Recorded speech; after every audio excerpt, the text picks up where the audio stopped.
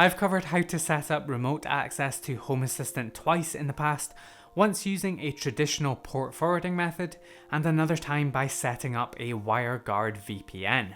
Both are very viable options, but for lots of you out there, these solutions will not work because your ISP makes it impossible for you to port forward. But today I have the solution for you, and it's called Tailscale, which requires no port forwarding, works on pretty much every device, and it's easy. Ridiculously easy. If you haven't heard of Tailscale before, Tailscale is built as a zero config VPN that just works, allowing you to easily connect servers, computers and phones in literally just a matter of minutes. You don't need any experience creating VPNs, networking, port forwarding, firewall rules or any of that to get Tailscale up and running, and it's all completely 100% free. Now, as mentioned, we have covered two other methods of remote access in the past, both the port forwarding method and a creating your own VPN using WireGuard method, and both definitely have their own pros and cons. But I do also want to mention Nabu Casa, of course, which is also an excellent option and definitely one that you should be considering. It's just $5 per month, massively helps support the Home Assistant project, and of course gives you simple remote access, and it also allows you to easily connect to Google Assistant and Alexa. Even if you don't plan to use the remote access portion of Nabu Casa, please consider supporting the project. Getting back to Tailscale, let's very briefly talk about some of the pros and cons.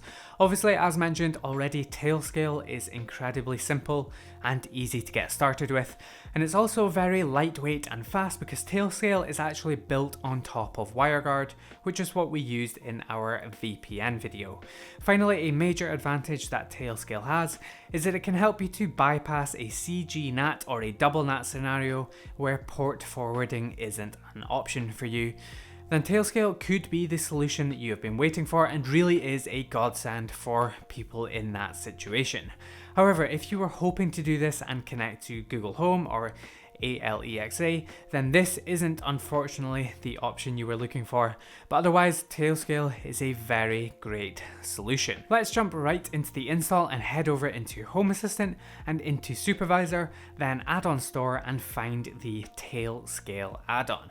This add-on was recently made possible by the one and only Frank, so make sure to show him some support.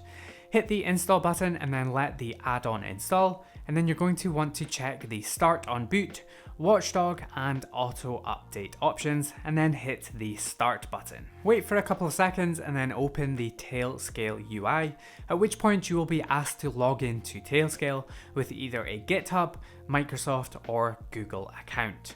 Once you've done that and given access, then you can refresh the page and it should say that you are now connected. Next, head over to login.tailscale.com and once again sign in with the same email account that you just used.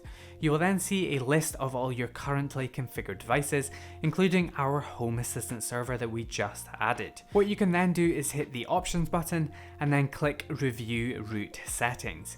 Inside here, you can then tick the subnet route options.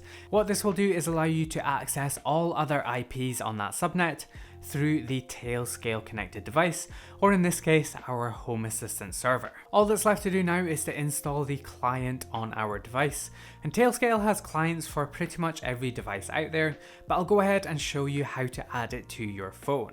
Go over to the App Store or Play Store and download the Tailscale app. You will then need to log in again with the same account as before, and then you will probably need to accept prompts for using a VPN.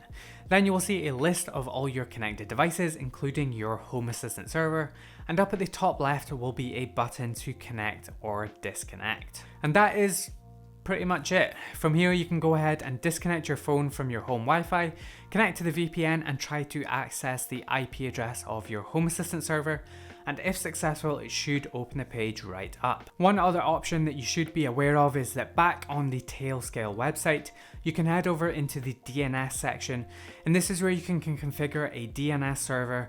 For example, if you use AdGuard or some other DNS server, then you can benefit from using that DNS server, and you can configure that in the DNS section here. And that is really all there is to it. If you have any other devices you want to connect, you will want to go ahead and install the Tailscale app on your device. But other than that, you are pretty much good to go. It really is that simple. It's actually kind of amazing to see how far VPN technologies have come. I've been configuring VPNs for quite a long time now at scale, but I've never seen anything quite like this in terms of simplicity.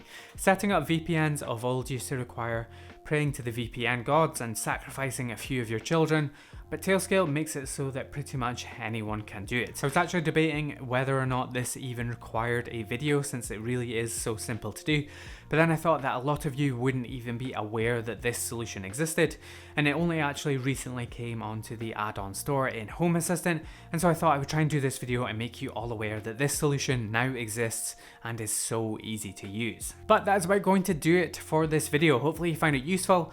Any questions, comments, queries, concerns, drop them in the comments box down below, or just come and say hi. It does massively help me out with the YouTube algorithm. If you want to support the channel, you can do so by becoming a patron on Patreon, and your support allows me to keep on making these videos. Thank you to all my current Patreon supporters. As always, your support is massively appreciated. Make sure to drop this video a like and get subscribed, and I will see you in the next video.